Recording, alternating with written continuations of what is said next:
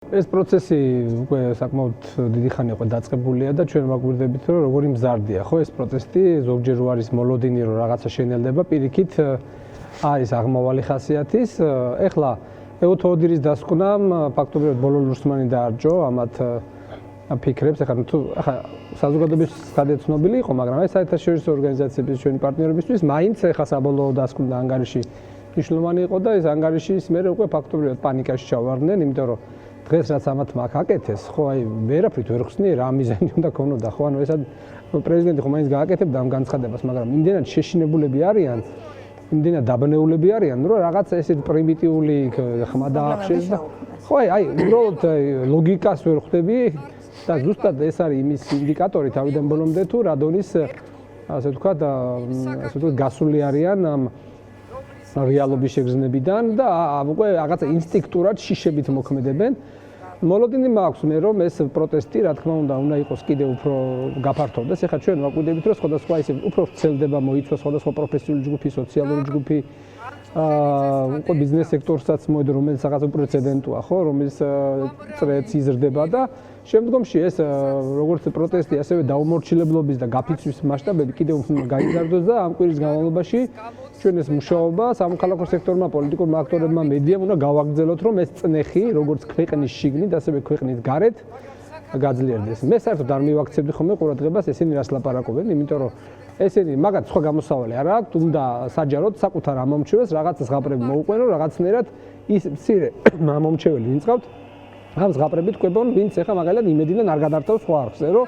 მაგალითად 3000 ადამიანი მოვიდა. ნუ აი სადამდეც გაუვათ, ხო, ეს ტყუილები ცდილობენ აი იმ პატარა სეგმენტზე რაღაცნაირად ეს ინფორმაცია და მესეჯები გაუშვათ, მაგრამ უკვე ამასაც ხვდებიან რომ ეცლებათ და უკვე საკრდნობიან თუ კი ყველაფერი ეცლებათ, თქვენი აზრით აი დღემდე რომ რაღაც ნაბიჯს არ დგამენ არაფერი, მაგათ უკან დასახევი მათი წარმოდგენით აღარ აქვს, ამიტომ ცდილობენ ბოლომდე ის არსებული ინსტრუმენტები რაც გააჩნიათ, თუ დეზინფორმაცია პირველი ეს და დეზინფორმაცია, ასევე სხვა ტიპის ინსტრუმენტები, რომ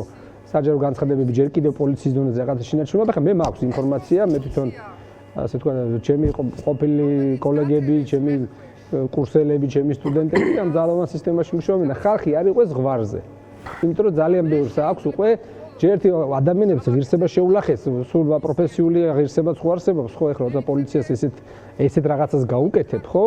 როდესაც მის თვა ისე დავალებებს აკეთებ და ასრულებინებ, ძალიან ბევრს ადამიანს ეს აწუხებს და მე მაქვს მოლოდინი რომ ეს ადამიანები უკვე დაიწყებენ ხმამაღლა საუბარს, იმიტომ რომ არის შიგნით მე ძალიან ბევრ ადამიანს ხვდები აქციებზე,